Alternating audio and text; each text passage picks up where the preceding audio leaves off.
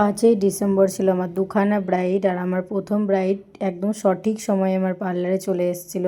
কারণ এই মিষ্টি ব্রাইডকে আমার বলাই ছিল যে আমার আরেকটি ব্রাইড রয়েছে সেদিন, তো তুমি এই টাইমের মধ্যে আসলে আমার সুবিধা হবে। সে একদম অন টাইমে চলে এসছে, তো তার জন্য তাকে আমরা সবাই মিলে খুব সুন্দর করে সাজিয়ে দিয়েছিলাম।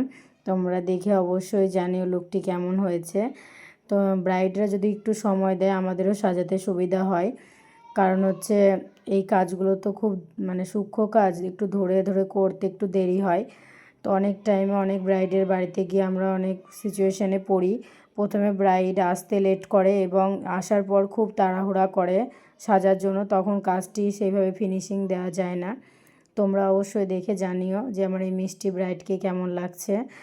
আর এর মধ্যে বলে রাখি 2026 27-এ বুকিং চলছে।